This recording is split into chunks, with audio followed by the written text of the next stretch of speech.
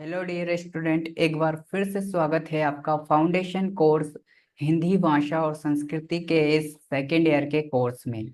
ये इसका module number 7 है। इससे पहले के आपने 6 मॉड्यूल नहीं देखे हैं तो ज़रूर देखें। इसके बाद के मॉड्यूल देखने के लिए चैनल को सब्सक्राइब करें और हमें कमेंट करके बताएं कि और नेक्स्ट कौन सा कोर्स आपको चाहिए, वो भी हम आपके लिए डिज़ाइन कर देंगे क्वेश्चन आंसर के साथ। ये कोर्स हिंदी मीडियम और इंग्लिश मीडियम दोनों के लिए है।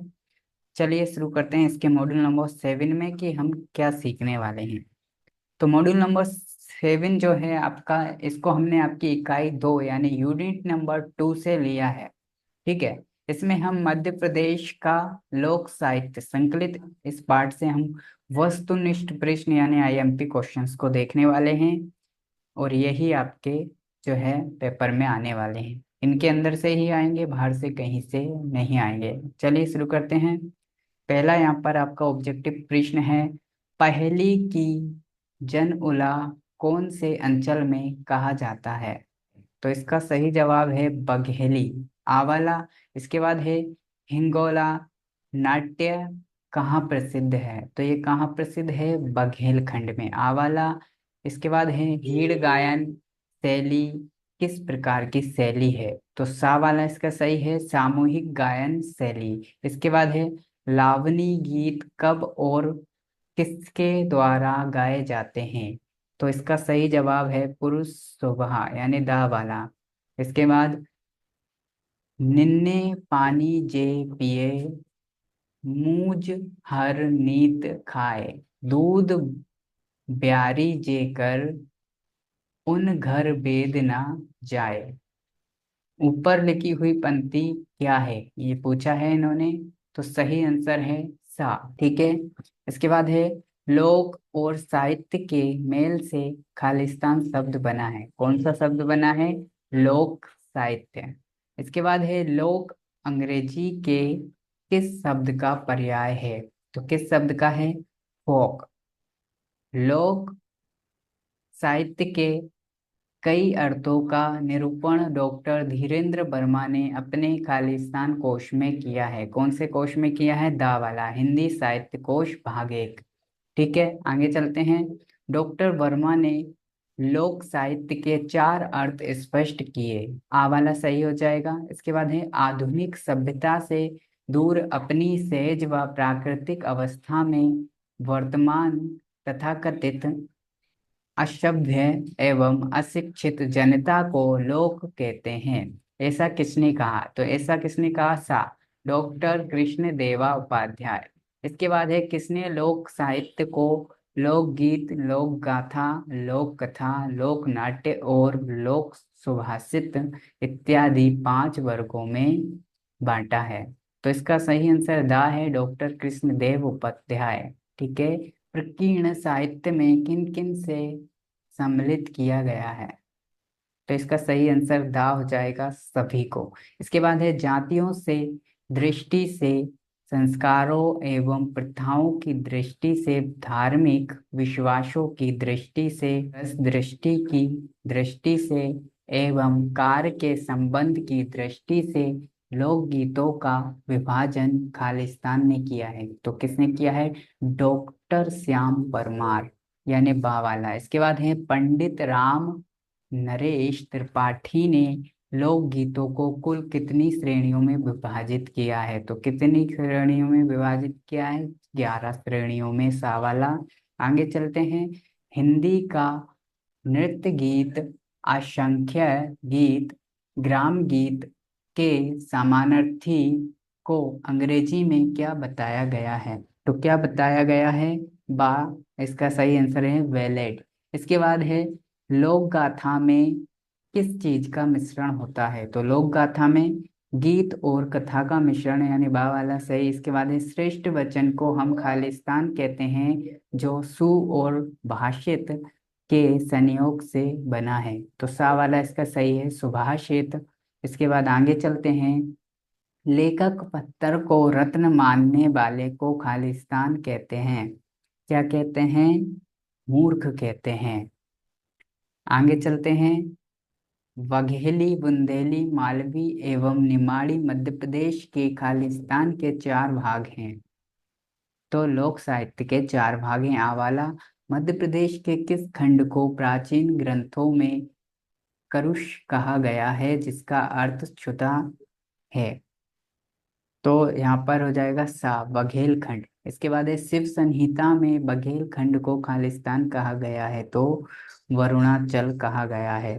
इसके बाद है आधुनिक काल में सिंगरौली, उमरिया, अनूपपुर, रीवा, सतना, शहडोल और सीधी जैसे जिले को खालिस्तान की दृष्टि से देखा जाता है। तो सा हो जाएगा बुंदेली लोक साहित्य। आगे चलते हैं।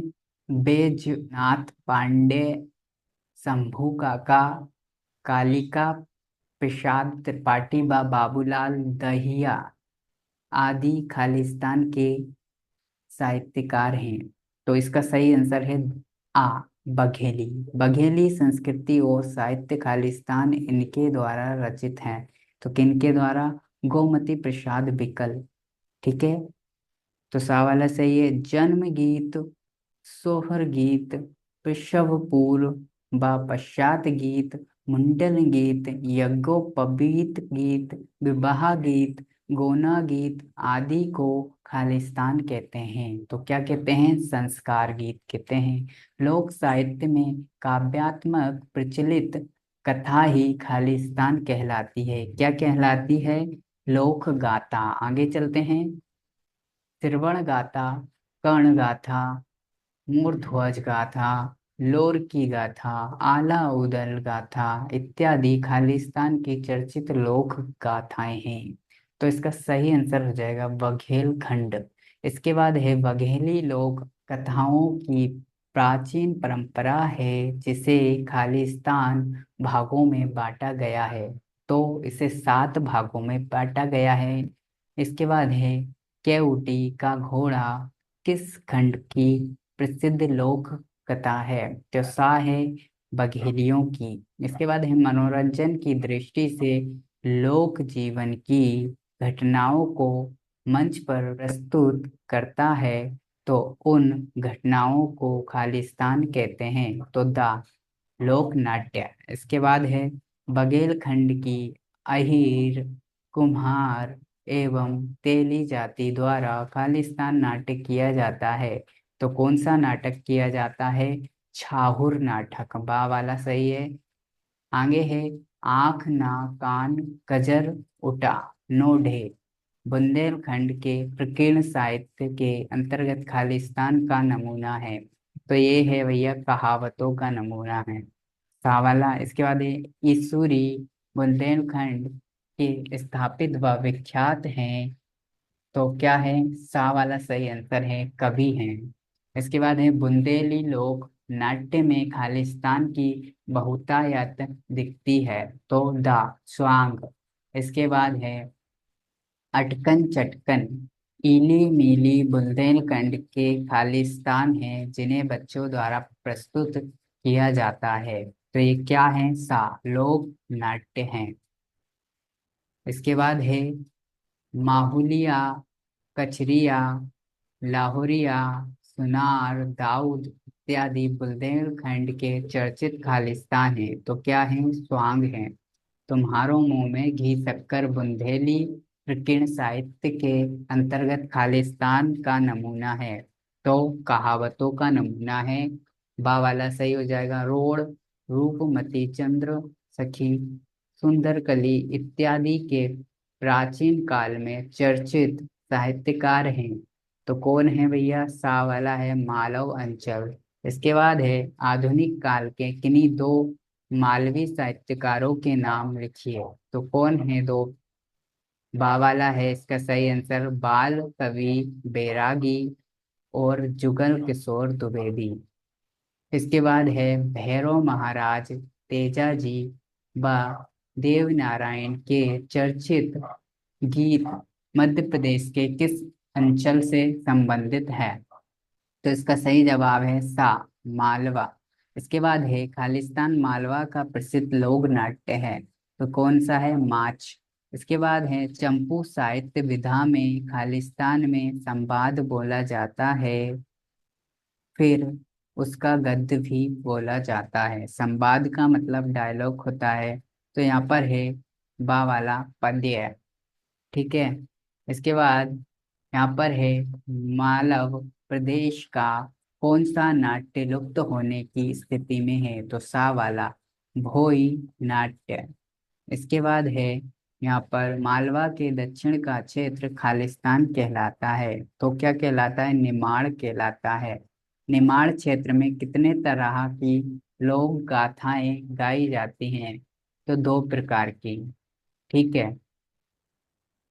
तो इस प्रकार से आपका ये मॉड्यूल नंबर 7 था, और इसमें काफी जो है डिफिकल्ट, मेरे लिए डिफिकल्ट थे ये शब्द बोलने। ठीक है। तो ये आपके ऑब्जेक्टिव थे, इनको अच्छे से आप जो है याद करें, बार बार इसको देखोगे मॉड्यूल को तो ऑटोमेटिक याद हो जाएंगे। बाकी इनसे ही आपके जितना हमने कोर्स बताया है और आगे बताने वाले हैं, इन कोर्स के बाहर से एक ऑब्जेक्टिव भी नहीं आएगा। आएगा तो आप आके जो चाहे वो कमेंट कर सकते हैं। ठीक है। बाकी हम मिलते हैं नेक्स्ट मॉड्यूल में। पिछले मॉड्यूल आप ज़रूर देखें और आगे कमेंट करके बताएं कि कौन सा कोर्स और हम आपके लिए डिज़ाइन कर सकते हैं। हम केवल आपकी हेल्प करने के लिए ही बैठे हैं। Thank you so much.